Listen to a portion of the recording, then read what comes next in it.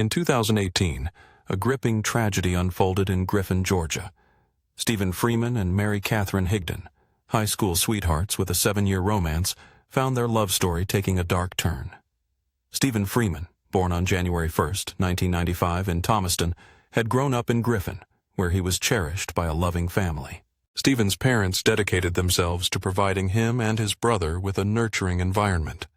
Their efforts paid off, as Stephen enjoyed a joyful childhood filled with laughter and support. Known for his infectious optimism, Stephen was well-liked among peers and maintained a tight-knit circle of friends from childhood. He radiated positivity and warmth, a smile rarely leaving his face. A lover of the great outdoors, Stephen thrived in nature, whether hiking, camping, hunting, or fishing. These activities brought him immense joy.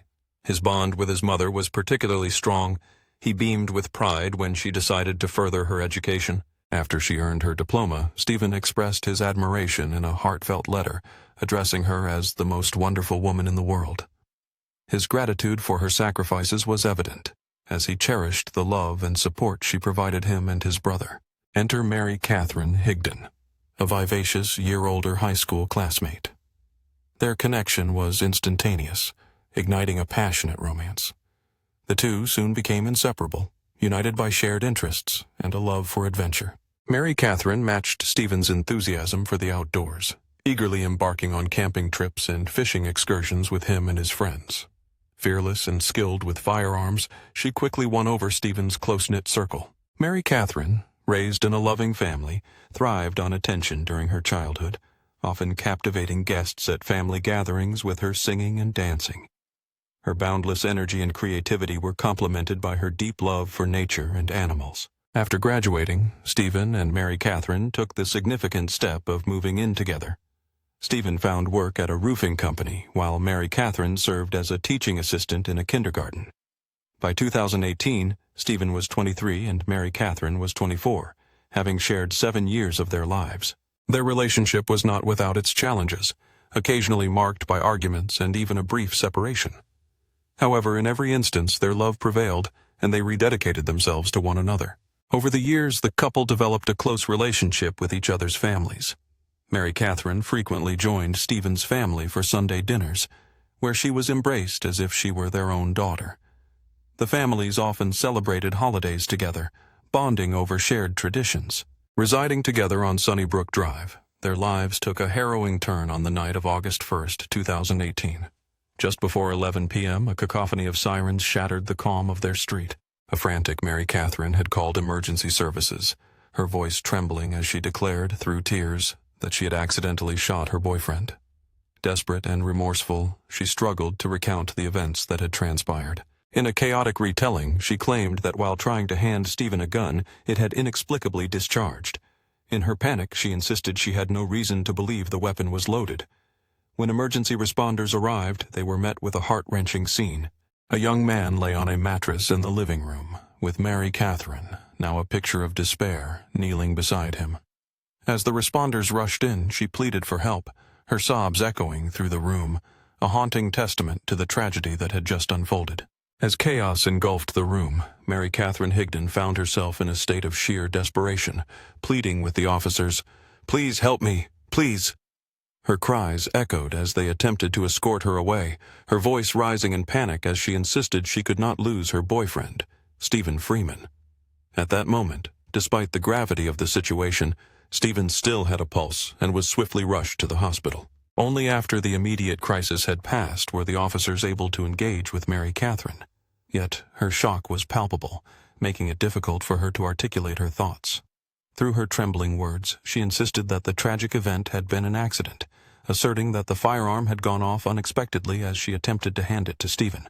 In her frantic state, she expressed her confusion, recounting how she hadn't even been aiming in that direction. "Please help me! Hey, open the door! Open the door! Help me! Please help me!" Her voice rang out, filled with desperation. "Please help me! Please! We were just trying to get I was just getting my... Keep pressure on it! Please, please, please help me! Keep pressure on it, please!" Her cries for assistance were frantic, a reflection of the turmoil she felt inside. I am. Please, somebody give me some gloves. Somebody give me some gloves. Please help me. Please help me." All right, get some gloves. Her fear and urgency were evident as she demanded aid for Stephen. Okay, ma'am, come on. Come on right now, one room. How many bullets were fired, ma'am? The officer's voice cut through the chaos, attempting to gather crucial information amidst the frantic scene. No, it was just one. I was just walking in here and I decided to fire just one round. Okay, do me a favor. We haven't moved our bed. Do me a favor, okay? Her attempt to clarify the situation was laced with an unsettling tone, as though she was grasping for control. Let's do some work, okay? Don't get that off you. Go that way, please, Officer Johnson. Okay, what's his name? What's his name, please? Her thoughts raced, consumed by the fear of losing Stephen. Please, my dad's coming in. My dad's coming in. I cannot lose him. I cannot lose him. You got a stretcher outside yet? In that moment, Mary Catherine revealed a startling truth. The couple typically kept a gun by their bed at night for protection. They owned an arsenal of firearms, about 10 in total, primarily hunting rifles, but not limited to them. On that fateful night, she had attempted to pass Stephen a Glock 42, which tragically discharged, striking him in the chest just below the neck. Tragically, shortly after their arrival at the hospital, Stephen succumbed to his injuries just minutes before midnight. Despite Mary Catherine's insistence that it was an accident, the police began to entertain suspicions that the incident might not have been unintentional. Evidence suggested a heated argument had unfolded between the couple earlier that evening. The chaotic scene in the kitchen, with food strewn across counters and floor, painted a picture of turmoil, suggesting someone had lashed out in anger. Adding to the suspicion, Mary Catherine's breath reeked of alcohol, and her speech was occasionally slurred and incoherent.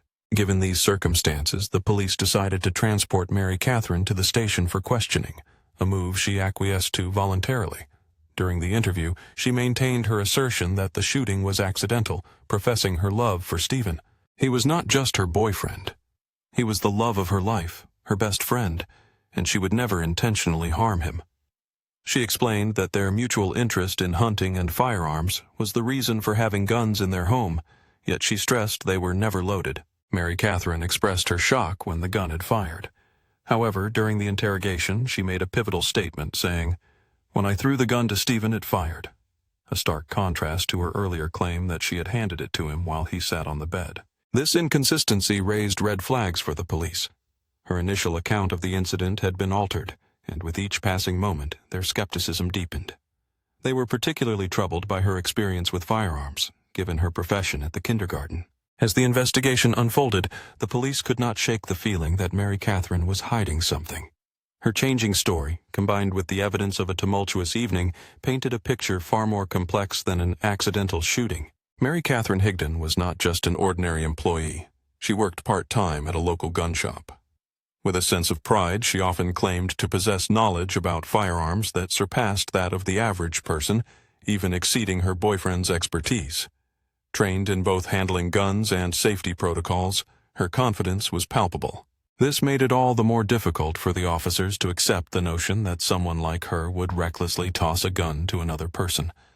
Their instincts told them that a knowledgeable individual would never act so irresponsibly, and certainly no rational person would. Determined to uncover the truth, the investigators resorted to a more aggressive interrogation method.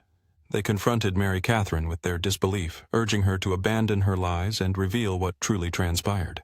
They made it clear they were aware of a heated argument between her and Stephen, a fact underscored by the disarray in the kitchen. As the officer's voice escalated, the atmosphere shifted, hinting at the tension that had unfolded. In a moment of vulnerability, Mary Catherine broke down in tears. It was at this point that she allegedly confessed to pulling the trigger in a fit of rage. Yet the word allegedly hangs heavy in the air, for this confession was far from the conclusion of the narrative. Initially, the investigators believed they had swiftly wrapped up the case with her admission. However, the day's events took an unexpected turn. Technical difficulties plagued the interrogation room, shrouding the truth in uncertainty. Although the entire exchange with Mary Catherine was recorded, the audio was tragically compromised. Instead of capturing the details of the confession, a constant, muffled noise drowned out their voices, rendering the crucial admission inaudible. Despite this setback, Mary Catherine was arrested and charged with murder. The investigators remained resolute, believing they had enough circumstantial evidence to secure a conviction. They were convinced that the gun had been loaded that fateful night, a claim they would not easily dismiss. The residue found inside the firearm suggested that Stephen's shooting was no mere accident. Mary Catherine had mentioned preparing her boyfriend's favorite meal, a roast beef dinner, just prior to the incident. As investigators scoured the kitchen, they discovered remnants of the meal scattered about. These greasy traces hinted at a chilling possibility, that Mary Catherine had loaded the weapon after cooking, a detail that weighed heavily on the case. The investigators then turned their attention to the couple's friends, uncovering a troubling truth about the state of the relationship. When news broke of Stephen's shooting, his friends did not hesitate. They immediately suspected Mary Catherine. It soon became apparent that this was not an isolated incident. Mary Catherine had brandished a firearm at her partner on several occasions, a fact Stephen had confided in his friends. At the outset of their tumultuous relationship, things appeared bright and promising. But as time wore on, cracks began to show. Mary Catherine's resentment towards Stephen grew over trivial matters, casting a shadow over their bond. According to Stephen's friends, she became increasingly possessive, emotionally volatile, and dangerous. What began as love deteriorated into a toxic cycle, marked by frequent arguments and confrontation. Mary Catherine would often yell at Stephen, berating him in public. In moments of anger, she would even push him away. Their relationship had morphed into a battleground, forcing Stephen to retreat to escape her incessant calls, often blocking her number to find peace. In a startling revelation, one of Stephen Freeman's co-workers testified that on April 21, 2018, Mary Catherine Higdon had called him 30 times before their shift even began. This alarming behavior was not an isolated incident, but part of a troubling pattern leading up to Stephen's tragic death. In a desperate moment, Stephen texted a friend, expressing his fear as Mary Catherine was heard screaming, threatening to shoot both herself and him. Yet, it was a month later that Stephen would truly understand the gravity of his situation. He confided in a friend that although Mary Catherine had previously aimed a gun at him, something in her eyes had changed recently. The fear he felt was palpable. He was convinced she could pull the trigger this time. The emotional turmoil had become unbearable for Stephen. Determined to escape the chaos, Stephen made the decision to end their tumultuous relationship and relocate to another city. He planned to collect his belongings while Mary Catherine was at work, intending to leave without informing her. August 3rd was marked as his day of liberation. Tragically, that day would never come. Just 2 days prior, Stephen was shot. Though he had never reported the escalating incidents to the police, the investigation would uncover that authorities had been summoned to their home 5 times in the previous year, many of those calls stemming from domestic disputes. On July 30th, only 2 days before the shooting, Stephen and Mary Catherine exchanged affectionate texts, professing their love and wishing each other a good day. However, the facade would soon shatter. The tranquility of their communication quickly devolved. Following what appeared to be another argument on the night of July 31st, Stephen chose to stay at a friend's house, deliberately ignoring Mary Catherine's desperate calls and texts. He confided in his mother, expressing his exhaustion with the situation and his intent to never return to their shared apartment. The emotional toll was evident as the conflict escalated. On August 1st, with the emotions still raw, Mary Catherine attempted to mend their fractured relationship by preparing dinner, hoping to create a moment for reconciliation. But Stephen remained silent, choosing to stay away and continuing to ignore her attempts to reach him. This silence only fueled her anger. In her quest to locate Stephen, she reached out to his mother, who revealed that he was with his friend, Thomas. Frustrated and desperate, Mary Catherine resolved to confront him. She hurried to her car, driving towards Thomas's apartment. Along the way, she spotted the 2 men inside Thomas's vehicle. In a fit of rage, she followed closely, then pulled alongside them, demanding Stephen's attention. As she yelled at him, demanding to know when he would return home, Stephen, weary of the confrontation, resignedly told her to calm down, agreeing to go with her. This decision would prove fatal, as just 2 hours later, an ambulance would be racing Stephen to the hospital. In the aftermath, Mary Catherine was charged with murder, assault, and using a firearm to commit a felony. A plea deal was offered, which included a prison sentence with the possibility of parole, yet she rejected it, leading to a trial that commenced on June 17, 2019. The prosecution aimed to establish that Mary Catherine had killed Stephen in cold blood, driven by uncontrollable anger. Evidence presented in court included the greasy marks found on the firearm and bloodstains on the sheets, suggesting that Stephen had been shot while sitting on the bed, an image that would haunt those involved. In a harrowing scene, Stephen Freeman collapsed onto the mattress, where he would later be discovered lifeless. Bloodstains marked only one isolated area on the sheet, nestled in the corner of the bed. As the court proceedings unfolded, friends, family, and co-workers of Stephen took the stand, their testimonies weaving a consistent narrative. The consensus was clear. Stephen's relationship with Mary Catherine Higdon was toxic. Constant arguments filled the air, and it was revealed that the suspect had previously threatened Stephen with a firearm. Her possessive nature and troubling behavior painted a grim picture. Throughout the trial, Mary Catherine's account of events shifted dramatically, with her changing her story 6 times, each iteration adding new details. She planned yet another revision, maintaining her innocence and asserting that on that fateful night, her actions were driven by self-defense. Defending Mary Catherine, her attorney argued that behind closed doors, Stephen was a different man entirely, revealing a side of himself that only the defendant had experienced. The lawyer insisted that Stephen had a troubling history of abuse toward Mary Catherine. His behavior was characterized by aggression, impulsivity, and jealousy, dictating the very fabric of Mary Catherine's life.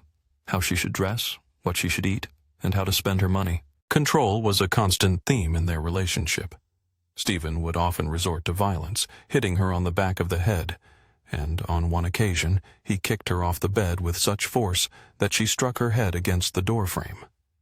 The defense suggested that Stephen's struggles with alcohol and other substances exacerbated his aggressive tendencies. To bolster this argument, the lawyer presented a chilling collection of 63 pages of hateful and vulgar messages sent by Stephen to Mary Catherine, unearthed from her old phone's memory, dating back to a year prior. The catalyst for this barrage of vitriol stemmed from a brief breakup during which Mary Catherine had slept with one of Stephen's friends.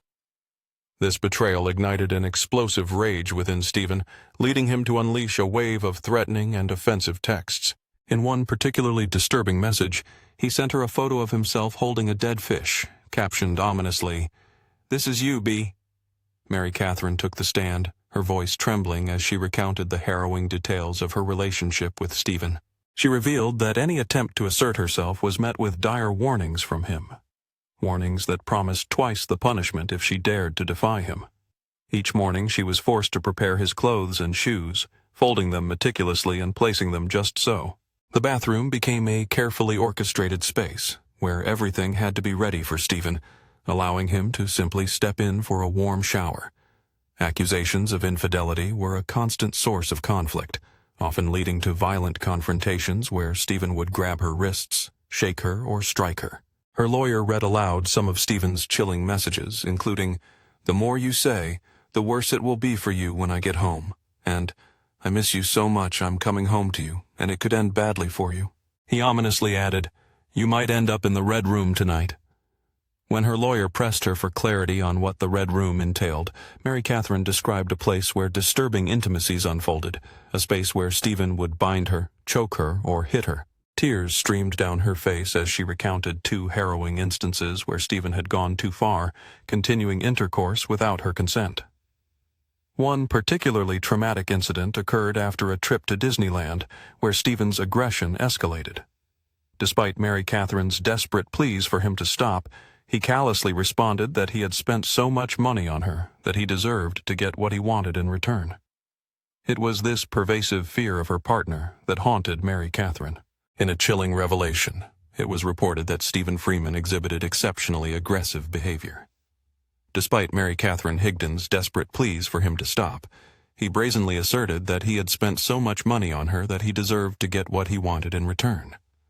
Mary Catherine later expressed that it was this very fear of her partner that haunted her. The knowledge of what Stephen Freeman was capable of loomed over Mary Catherine Higdon, casting a dark shadow on the fateful night of August 1st. In a poignant moment of truth, she disclosed that she had told him she no longer wished to continue their relationship. This revelation ignited a violent tempest within Stephen. Consumed by rage, he hurled the meal she had lovingly prepared, pushing her in a fit of anger. In that harrowing moment, Mary Catherine felt compelled to reach for the gun, demanding that Stephen leave her apartment. As Mary Catherine recounted the chaotic scene, she described how Stephen lunged at her, leading to a sudden, devastating turn of events. In a heartbeat, he was injured, pleading with her to call for an ambulance. She insisted that everything transpired in mere seconds, emphasizing her lack of intent to harm him. She adamantly denied any desire to kill him. Interestingly, it was only during the court session that she first mentioned Stephen's aggressive lunges and how he had exhibited violent behavior toward her in previous police interrogations. The prosecutor seized upon this inconsistency, pressing her on why she had never reported the abuse to law enforcement. Mary Catherine's response revealed her inner turmoil. She confessed to always blaming herself for the turmoil in their relationship. She believed she needed to try harder to avoid provoking Stephen's wrath. Regarding the police interrogations, she revealed her embarrassment about the violence that marred their lives, reluctant to divulge the truth to investigators. She acknowledged that when things were good, they were very good, but when they turned sour, the darkness was overwhelming. Mary Catherine painted a grim picture of their life together, detailing her constant preparations to meet his expectations. She recalled how he would demand his belongings be in order and had specific desires that added to her anxiety. His chilling words echoed in her mind. "I miss you too much. I'm coming home to you, and you're about to get it bad. You're going to the Red Room tonight." The Red Room was a euphemism for a sanctuary of torment, where certain items would be brought out to facilitate his violent desires. In the Red Room, the facade of love dissolved into brutality. He would tie her up and inflict pain, and as Mary Catherine pleaded for him to stop, he coldly reminded her of his financial sacrifices, claiming that she owed him for the lavish gifts he had given her. "Stephen, please stop," she begged, but his response was chilling. He justified his violent outbursts based on the money he spent on her. The once safe space of her home had transformed into a battleground of fear. As he began throwing objects and shoving her around, panic took hold of her. All she wanted was for him to leave, and then, in a flash, she recalled him lunging at her. The next moment was a blur, with Stephen standing there, urging her to call 911. The prosecutor demanded clarity, asking Mary Catherine to reveal the messages exchanged between her and Stephen, along with any discussions of his physical violence. She admitted to never texting about it, confiding only in friends about the turmoil. The prosecutor had a shocking revelation to present to the court. Just hours before Stephen's death, Mary Catherine had been searching for violent pornography while babysitting. These online searches raised eyebrows, questioning not only her intentions but the nature of their relationship. When confronted, she nervously confessed that she sought inspiration for their intimate life, acknowledging that it was Stephen who had a penchant for the Red Room. Her testimony painted a complex picture of a relationship marred by both desire and destruction. As Stephen was shot in the left side of the neck, it became evident that he was caught completely off guard, unaware of the impending danger. Meanwhile, friends of the deceased insisted that it was Mary Catherine who had displayed aggression, not Stephen. Compounding the drama, her sister testified that she had witnessed multiple instances of visible marks on Mary Catherine's arms, hinting at a deeper narrative of violence that was often concealed from view. In a pivotal moment during the trial, Mary Catherine was questioned about the events leading to the shooting. She claimed that Stephen had grabbed her a bit too hard. Yet despite her testimony and her sister's supporting words, the courtroom buzzed with a stark absence of tangible evidence. The prosecution faced a daunting challenge in their case against Mary Catherine. There were no police reports or medical documentation to substantiate the theory that Stephen was the aggressor. Instead, the prosecutor shifted focus to a troubling revelation. Data from Mary Catherine's phone browser history indicated that just hours before she pulled the trigger, she had searched for adult websites featuring themes of violence and aggression. This discovery raised eyebrows. The prosecutor pointed out the alarming timing, noting that she viewed this unsettling content during work hours while caring for a child. It was difficult for many to reconcile this behavior with the trauma Mary Catherine claimed to be experiencing. In her defense, Mary Catherine insisted that her searches were motivated by a desire to satisfy Stephen. She firmly declared that she had never aimed a gun at him before. While she admitted to holding a gun during heated arguments, her threats were directed at herself, not Stephen. It was a grim reality that Mary Catherine had frequently threatened to take her own life, a fact her father corroborated. Those close to Stephen believed he hesitated to end their tumultuous relationship out of fear that she would act on those threats. Mary Catherine's defense team sought to establish that she acted out of self-defense. An expert witness testified, presenting evidence of battered woman syndrome. However, the prosecution countered with their expert, who vehemently argued that no such signs were evident. The prosecutor laid out a compelling case, contending that the evidence collected during the investigation contradicted Mary Catherine's narrative. For instance, while she claimed Stephen lunged at her, the marks on the bedsheet indicated he was shot while seated on the bed. Furthermore, Mary Catherine stated she intended to break up with Stephen that evening. Yet, her attempts to contact him throughout the day contradicted that assertion. She had prepared dinner, hoping for reconciliation, and actively searched for him when he failed to return home. Compounding the investigation's shortcomings, a recording of the police interrogation, where Mary Catherine allegedly confessed, was ruled inadmissible in court. This was not the sole oversight that undermined the case. When officers first arrived on the scene, they discovered the gun next to Stephen's lifeless body and placed it in a paper bag for safety. In their haste to secure the weapon, fearing the distraught woman might harm herself, they neglected to document its original position with photographs. The rationale behind their decision to secure the gun, instead of removing Mary Catherine from the chaotic environment, remained shrouded in mystery. After 4 hours of deliberation, the jurors ultimately reached a verdict. As the investigation unfolded, a glaring oversight became evident. The authorities failed to take photographs to document the gun's original position. The decision to secure the weapon, rather than remove Mary Catherine from the volatile environment, remains shrouded in mystery. After 4 hours of careful deliberation, the jurors finally reached a consensus. In a surprising twist, Mary Catherine was completely acquitted.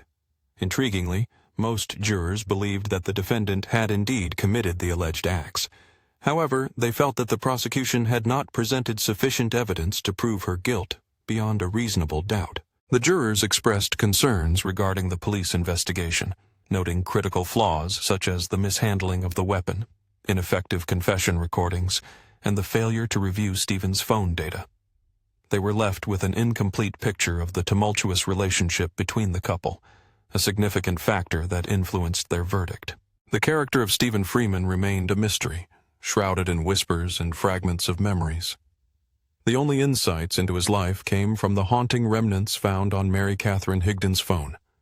On June 26, 2019, Mary Catherine emerged from custody, now a free woman. The verdict left Stephen's loved ones reeling, their hearts heavy with shock and disgust. In the wake of this unsettling outcome, Jan Cornell, Stephen's mother, became a passionate advocate, determined to amplify the voices of those affected by domestic violence. She tirelessly engaged in campaigns, insisting that violence knows no gender, impacting lives indiscriminately, whether the victim is a woman or a man. Thank you for taking the time to listen to this tragic story.